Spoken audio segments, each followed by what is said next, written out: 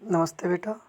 जैसा कि आपने भाषा माधुरी का पाठ 15 अंधेर नगरी चौपट राजा के बारे में पढ़ा था, उस पाठ की व्याख्या के बारे में पढ़ा था, उस कहानी के बारे में पढ़ा था, इसके जीवन मूल्यों के बारे में पढ़ा था, उसके प्रश्न उत्तर किए थे और शब्दार्थ किए थे। तो अब इसके हम भाषा अभ्यास के प्रश्न उत्तर करते हैं। तो ध्यान से सुनिए, समझिए और देखिए, पढ़िए और समझिए। मुझे अपने शिष्य को अंतिम उपदेश देने दो। कारीगर को पकड़ कर लाओ। दीवार गिर पड़ी। गोवर्धन दास बैठा मिठाई खाने लगा। ऊपर दिए गए वाक्यों के मोटे काले अंश क्रिया शब्द हैं, लेकिन वे क्रिया शब्द ऐसे हैं जो एक साथ आकर वाक्यों के विशेष अर्थ दे रहे हैं।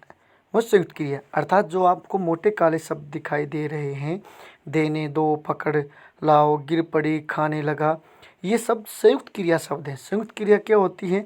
जब दो क्रियाएं मिलकर किसी एक काम को पूरा करती है, वो संयुक्त क्रियाएं कहलाती हैं। संयुक्त यानी कि दोनों क्रियाएं मिलकर जब एक काम को पूरा करती है, वो संयुक्त क्रिया कहलाती है।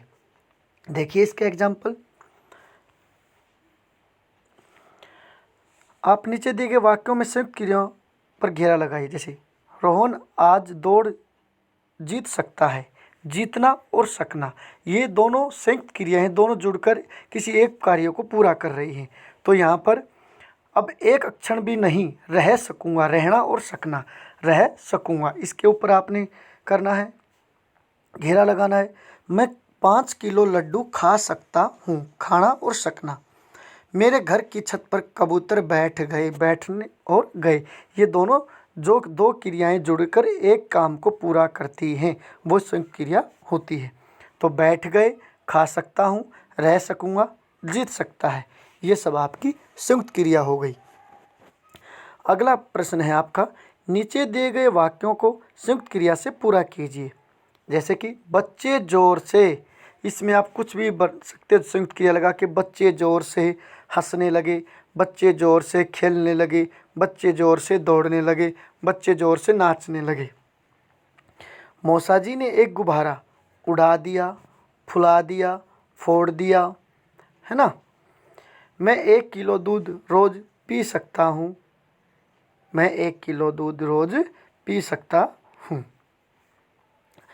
अगला आपका प्रश्न नंबर 3, पाठ अंधेर नगरी में से कोई 3 वाक्य छाट कर लिखिए। इनमें से संज्ञा, सर्वनाम और क्रिया शब्द ढूंढ कर लिखिए। जो पाठ में से जो भी वाक्य आए हैं, उनमें से कोई 3 इसमें से लिखना है। इसमें आप छाट कर लिख सकते हो। जैसे कि फरियादी ने कहा था, मेरी बकरी दबकर मर गई। अब इसमें से आपने संज्ञा, सर्वनाम और क्रिया अलग अलग करके लिखने हैं। तो पहले हमने संज्ञा लिखी। बकरी, आपको बताया था जो शब्द किसी व्यक्ति, वस्तु, स्थान, प्राणी आदि के नाम को हम क्या कहते हैं? संज्ञा। और सर्वनाम की भी हम दे सकते हैं, जो शब्द संज्ञा के स्थान पर प्रयोग किए जाते हैं उसे हम सर्वनाम कहते हैं। और क्रिया को आपको पता ही है, जिन शब्दों से किसी काम का करना या होना पाया जाए वो क्रिया कहलाते हैं। तो मेरी बकरी दबकर मर गई, तो मैं बकरी क्या हुआ? संज्ञा, मेरी क्या हुआ? सर्वनाम, मर गई वो आपकी क्रिया हुई। उसके बाद दूसरा वाक्य है, उसने कारीगर को पकड़ लिया। तो उसने आपका संज्ञा की जगह पर, यानी कि सिपाही था, सिपाही तो हो जाता है यहाँ पर संज्ञा, लेकिन उसने, तो यहाँ पर उसने हुआ आपका सर्वनाम, कारीगर हुआ आपका संज्ञा, पकड़ लिया हो गई आपकी क्रिया। वह मिठाई खा रहा है, वह मिठाई खा रहा है, तो मिठाई हुई आपकी संज्ञा, वह हुआ आपका सर्वनाम, खा रहा हो गई आपकी क्रिया। तो इस प्रकार आपने संज्ञा, सर्वनाम और क्रिया अलग अलग किए। तो आइए आगे आपका प्रश्न नंबर 4 करते हैं। नीचे दिए गए शब्दों पर सही जगह बिंदु और चंद्र बिंदु लगाइए। ये प्रश्न आपके लगभग हर पाठ के अभ्यास के अंदर आते हैं। जैसे अधिकार के ऊपर यहाँ पर आपको बताना है कि बिंदु लगेगा, चंद्र बिंदु लगेगा। तो यहाँ पर आपका बिंदु लगेगा, तो आपका बन जाएगा अंधकार। आनंदित, आनंदित, कलंकित, कलंकित, बचाऊंगा, बचाऊंगा, दोहराऊंगा, दोहराऊंगा, पढ़ूंगा, पढ़ूंगा। तो इस प्रकार आपके बिंदु और चंद्र बिंदु लगाने से आपके ये शब्द बन जाएंगे। आपका अगला है, नीचे दिए गए मोटे काले शब्दों के, और ये भी प्रश्न आपका लगभग हर पाठ के अंदर आता है, अभ्यास के अंदर आता है।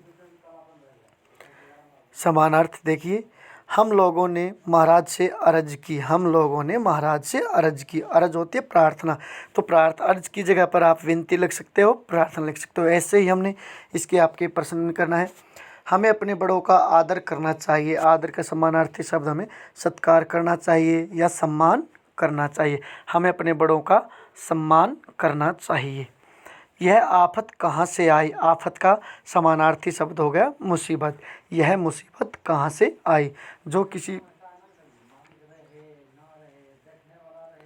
अब एक क्षण भी नहीं रहूँगा, अब एक क्षण यानी कि एक पल भी नहीं रहूँगा। मेरा कुछ कसूर नहीं है, तो कसूर का समानार्थी मेरा कुछ दोष नहीं। उसके बाद आपका है, नीचे दिए गए शब्दों में उपसर्ग या प्रत्यय। आपका उपसर्ग और प्रत्यय भी आप लगभग लास्ट वाले सभी पाठों के अंदर कर रहे हो कि उपसर्ग आपके मूल शब्दांश के आरंभ में लगते हैं और प्रत्यय मूल शब्दांश के अंत में लगकर उसके वाक्य नया परिवर्तन लाते हैं अर्थ में। फल है, फल के आगे हमने से लगा दिया, उपसर्ग लगा दिया, से फल यानी कि सफल। या इसके अगर हम देश के आगे हमने उपसर्ग लगा दिया वी, तो बन गया आपका विदेश। आनंद, आनंद है, तो इसके आगे अगर हम आनंद के बाद में लगा हमने इत प्रत्यय लगा दिया, तो आपका बन गया आनंदित, आनंदित। तो न्याय, न्याय में हमने उपसर्ग लगा दिया ए प्लस में न्याय, अन्याय। अगर न्याय कार लिख देते, न्याय कार लिखते, न्याय प्लस में कार आपका प्रत्यय हो जाता। कसूर में आपने उस उपसर्ग लगा दिया, बे उपसर्ग लगा दिया, तो आपका बन गया बेकसूर। अगला आपका प्रश्न नंबर 7 है, नीचे दिए गए शब्दों से वाक्य बनाने। ये बिल्कुल आसान से भी आसान है, आप 3rd 4th क्लास से बनाते आ रहे हो। तो सुंदर, इसमें आपको अपनी तरफ से कोई भी वाक्य बना सकते हो। मैं बहुत सुंदर हूँ।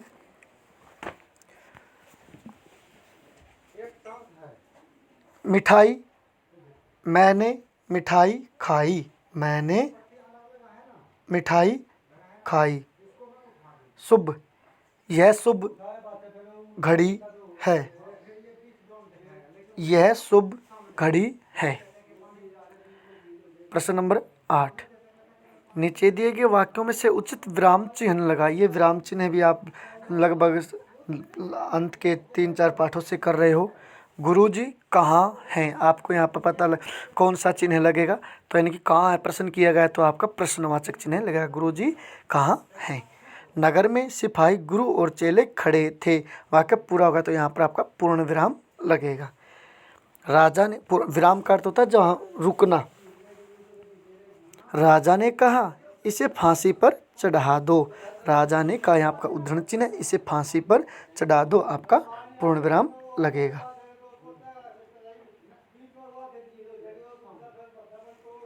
आइए अगला करते हैं, नीचे दिए गए शब्दों के दो पर्यायवाची शब्द। अभी आपके कुछ दिन पहले पर्यायवाची शब्द करवाए गए थे, आपको लिखवाए गए थे, तो ये सारे आपको इसमें से लिखने हैं। हस्त, समीर, पवन, लड़ाई, रणकर, इसमें से छाट कर लिखने हैं आपने।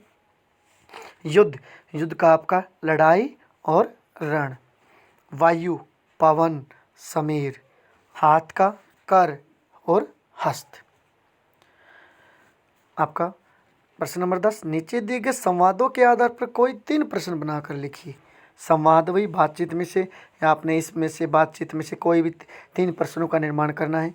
महंत, बच्चा, नारायण दास, यह नगर तो